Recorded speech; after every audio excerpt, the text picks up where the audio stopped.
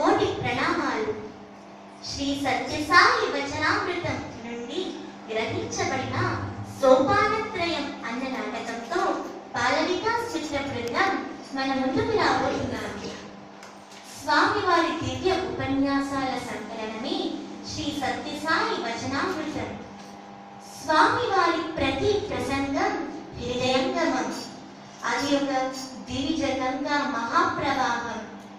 సరస సరళ మృదు మధుర పద సంపదతో సకల వేద శాస్త్ర ఇతిహాస పురాణాల సారాన్ని కరతలామలకం చేసే పద్య గేయ వచన కవిత కథామృత సమ్మేళనమే వారి దివ్య ఉపన్యాసం. సంగీత సాహిత్య కళా విలసితమై సాగుతుంది స్వామివారి ప్రసంగం. వారి ప్రసంగం వినే ప్రతి నిమిషం మనం అనిమిషంలా ఉంటాము, అంటే చెప్పవేయకుండా వింటామని. స్వామి తాము అందించే సందేశంలో ఏదైనా అంశం శ్రోతలకు అర్థం కాలేదని గుర్తించిన వెంటనే ఒక చిన్న కథ అంటూ కథ ద్వారా విషయాన్ని విపులీకరిస్తారు. మన స్వామి వివరించిన చిన్న కథల్లో ఒకటి సోపానత్రయం అన్నది నాటకం. స్వామి మీరందించిన చిన్న కథను మేమందించే మా చిన్న ప్రయత్నాన్ని ప్రేమతో స్వీకరించండి. మీ దివ్య అనుగ్రహ ఆశీస్సులు అందించండి స్వామి.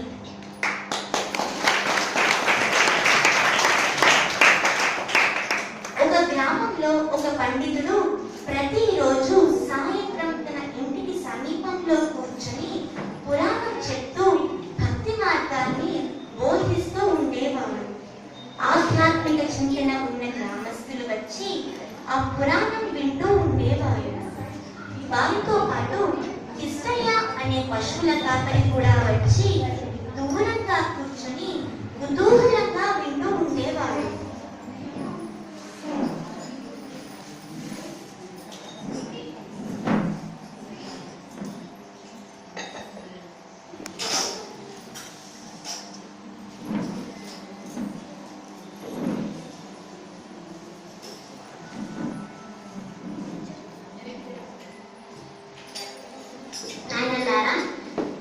విష్ణుమూర్తి ఆర్తత్రాణ పరాయణుడు, గరుడవాహనుడు, నీలమేఘశ్యాముడు, ముఖార విందం మీద తిరునామం ధరిస్తాడు. భక్తుల హృదయపూర్వకమైన ప్రార్థనలు విని కోరికలు తీర్చే కరుణామూర్తి.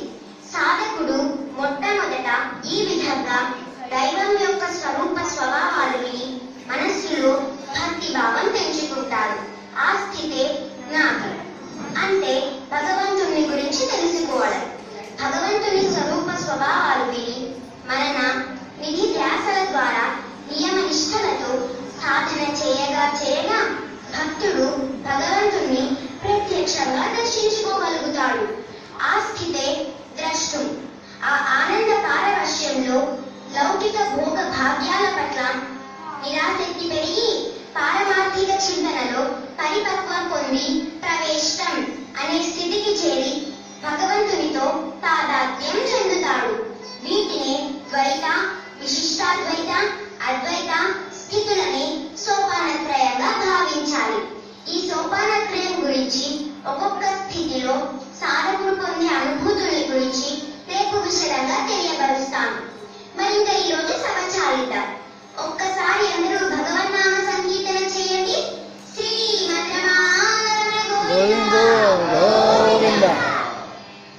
శిష్య రామానంద హారతి ఇవ్వు. అలాగే గురువు గారు.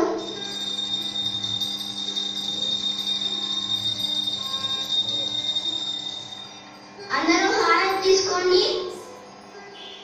గురువు గారు దక్షిణ తీసుకోండి. రామార్పణం. శిష్య రామానంద ఇంకా ఇంటికి వెళ్ళు నాయన. నేను కూడా ఇంటికి వెళ్తున్నా. చీకటి పడుతోంది కదా. అలాగే గురువు గారు. ఆ కృష్ణానంద నాకు తోడును. అలాగే గురువు గారు. ఏంటి కృష్ణయ్య ఇంకా ఇక్కడే ఉన్నావు? నమస్కారం పంతులు గారు. నమస్కారం అయ్యా. మా ఆవుకి ఈనిందయ్యా. ఈ చిన్న ముద్దతో జున్నుపాలు తెచ్చాను, తీసుకోండి అయ్యా. రామార్పణం. ఎవరు రాకపోయినా నిత్య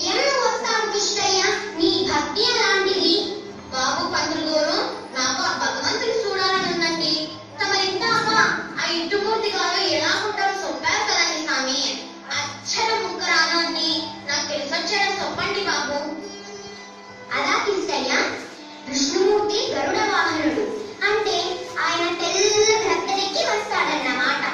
నీలమేఘశ్యాముడు అంటే కాస్త నల్లగా చామల ఛాయగా ఉంటాడు.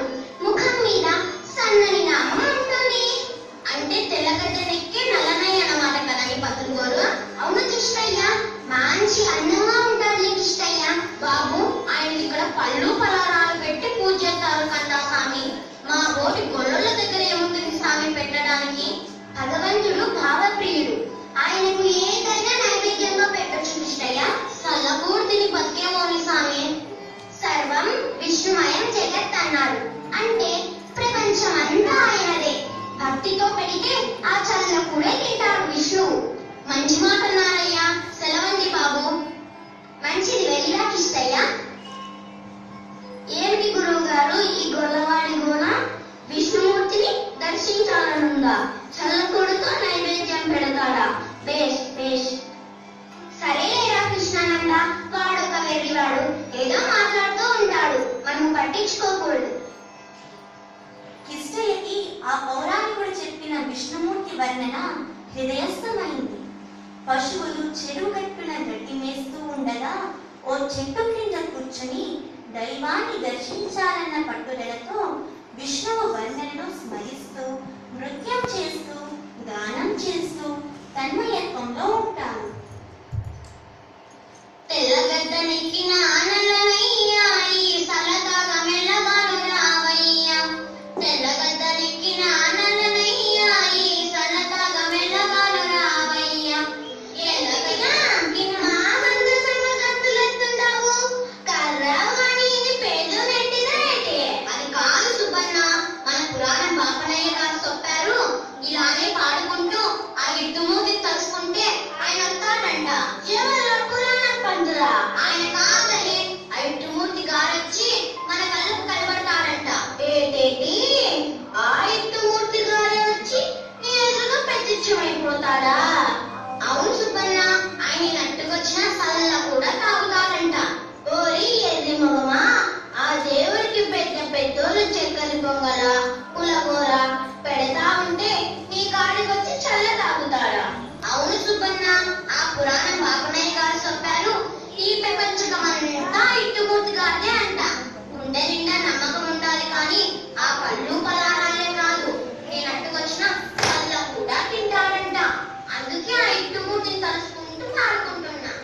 ఓరి పిచ్చి మాలోక, అలాగే పాడుకుంటున్నా.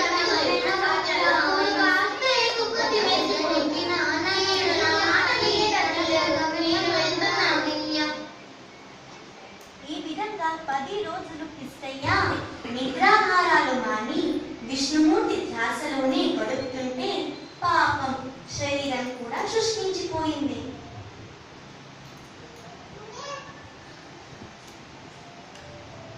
తెల్లగడ్డనెక్కిన ఆనలనయ్యా, ఈ సలతాగా మెల్లగాను రావయ్యా. తెల్లగడ్డనెక్కిన ఆనలనయ్యా, ఈ సలతాగా మెల్లగాను రావయ్యా.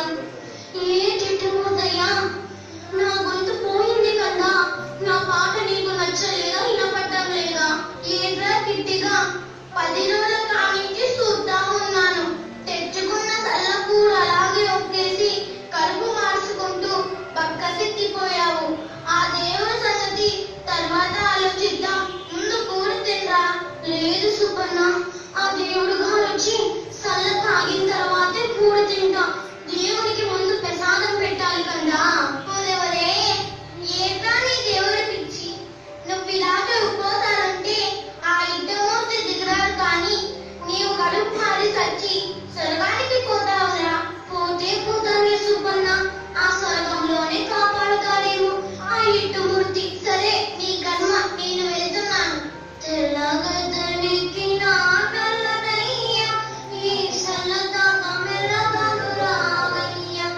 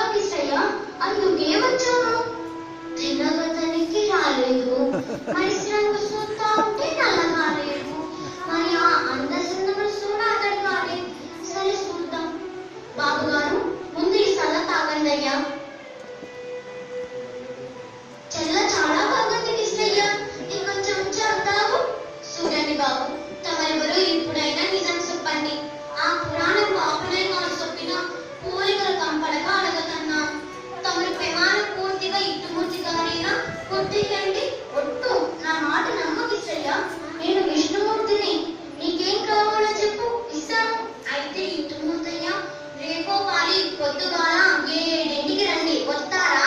తప్పకుండా వస్తాను కృష్ణయ్య. రేపు రామస్వామి, తప్పకుండా వస్తాను.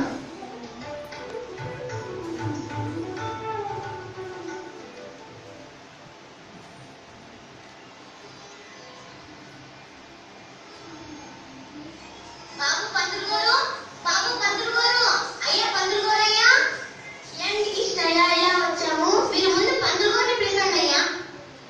గురువు గారు మళ్ళీ ఆ కృష్ణయ్య వచ్చాడు. సరే పద, ఏమో చూద్దాం. ఏమిటి కృష్ణయ్య, ఏమిటి సంగతి? పొద్దున్నే హడావిడిగా వచ్చావు. నిన్న సందల కాడ ఆ ఎట్టుమూర్తి గారు పెచ్చమయ్యాడండి. ఏమిటా పొద్దున్నే నీ గోలా? విష్ణుమూర్తి వైకుంఠం నుంచి అవతరించి నీ ముందు ప్రత్యక్షమయ్యాడా? కూడా వెంటబట్టుకొని తీసుకురాలేకపోయావా? సూతుండగా మాయమైపోయాడండి. ఇవాళ పొద్దునేనా 7ంటికి మళ్ళీ చెరుకాడ పెచ్చమవుతా అన్నాడండి. వేద శాస్త్ర పురాణాలు చదువుకొని నిత్యం దీప ధూప నైవేద్యాలు పెట్టి పూజ చేసే నాకు కనీసం కలలోనైనా కనపడని ఆ వైకుంఠవాసులు నీ ఎదుట ప్రత్యక్షమయ్యాడంటే నమ్మమంటావు. ఇప్పుడు మళ్ళీ ప్రొద్దున్నే వస్తాడంటావు. తమ కాలు పట్టుకుంటున్నానయ్యా, తమరు పాలు వచ్చి ఆయన ఇంటిలో కాదో చూసి చెప్పండి అయ్యా.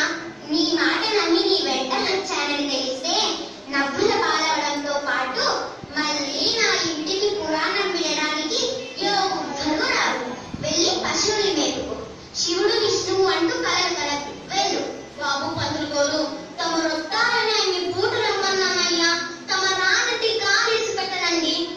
తీరా గురువు గారు అక్కడికి వచ్చాక అక్కడికి ఎవరు రాకపోతే తమరేం చేసినా భరిస్తానయ్యా.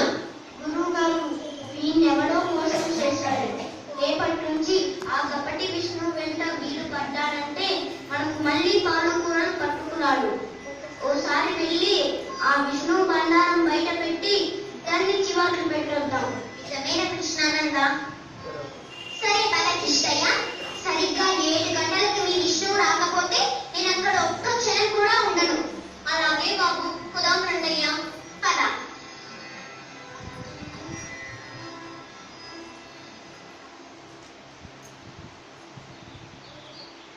పంతులు గారు పిలుస్తాను బాబు. ఆ పిలువు మీ విష్ణువు. తెల్ల గద్ద నెక్కిన ఆనలనయ్యా, ఈ సల్లగా మెల్లగాను రావయ్యా. తెల్ల గద్ద నెక్కిన ఆనలనయ్యా, ఈ సల్లగా మెల్లగాను రావయ్యా. కిష్టయ్య, కిష్టయ్య వచ్చాను కిష్టయ్య. నమస్కారం విష్ణుమూర్తయ్యా. నమస్కారం నమస్కారం. పంతులు గారు పిలవగానే పెచ్చమయ్యాడు. ఈ నిట్టుమూర్తినంటా ఉన్నారు. తమరు అవునంటారా? ఎవరితో మాట్లాడుతున్నావు? మాకెవరో అక్కడ కనపడట్లేదు. ఏరా కృష్ణానంద, నీకేమైనా కనిపిస్తున్నాడా? లేదు గురువు గారు. లేదు గురువు గారు, నాకు కనిపించడం లేదు. ఇదిగోనండయ్యా, ఈ ముసలి పాపనయ్య లాగున్నాడే. ఈ నెట్టుముద్రంతా ఉన్నారు. అవునో కాదు చెప్పండి అయ్యా. ఏరా పగటి కలలు కంటున్నావా? ఇప్పుడు ఇక్కడికి ఏ ముసలి బ్రాహ్మణుడు వచ్చాడా? అది బాబాయ్ బాబు, ఇదిగో ఈయన గారి 2 ఇద్దమూర్తులంటా ఉన్నారు.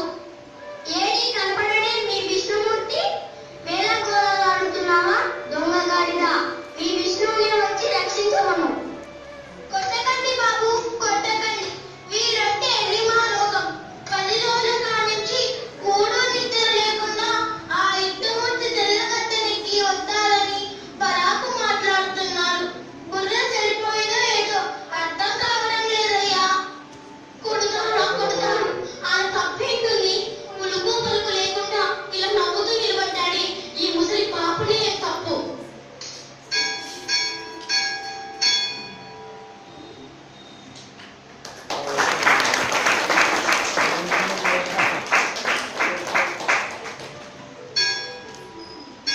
అహో జగద్రక్షక, దీనబంధు, విష్ణు విష్ణు మహావిష్ణు ప్రభు విష్ణు మహేశ్వరం, అనేక రూప దైవాంతం నమామి పురుషోత్తమం. పాయిమాం పాయిమాం పాయిమాం. తెల్లగడ్డ నెక్కిన అన్నలనయ్యా, నా కనతండ్రి కరుణించి వచ్చినావా? తెల్లగడ్డ నెక్కిన అన్నలనయ్యా, నా కనతండ్రి కరుణించి వచ్చినావా? నాయన కృష్ణయ్య, నీ భక్తి విశ్వాసాలు విలువమాను. రానాయన, ఆత్మస్వరూపుడువై నాలో ఐక్యమయ్యే భాగ్యం ప్రసాదిస్తున్నాను. విద్యా గర్వంతో అంటున్నాయిన అజ్ఞని, కిష్టయ్య యొక్క మహోన్నత స్థాయిని గ్రహించలేని మూర్ఖుణ్ణి. కిట్టయ్య యుక్తి వెర్రిబాగులో రక్కున్నానయ్యా, ఆడి కోసం దేవుడెదిగొచ్చాడన్న గొప్పడయ్యాడయ్యా వాడు. గురువు గారు, నేను ఆ పాపిని, ఈ పాపిష్టి చేతులతో కిష్టయ్యని కొట్టాను. ఈ పాపానికి నిష్కృతి లేదు. కిష్టయ్య ధర్మమా అని మనకు ఆ మహావిష్ణువు దర్శనం లభించింది. మన పాపాలన్నీ క్షాళనమయ్యాయి. ఆ భక్తుడు భక్తవత్సలుడు నిలబడిన ఆ పవిత్ర స్థలంలోని పాదధూళిని శిరసా ధరించి ధన్యులమవుదాం. అలాగేనయ్యా.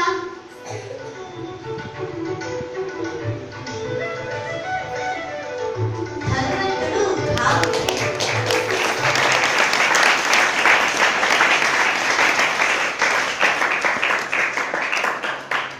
భగవంతుడు భావప్రియుడు. భక్తుని ప్రార్థనలో దాగిన ఆర్తిని గ్రహిస్తాడు, కానీ బాహ్య ఆడంబరాన్ని చూడడు.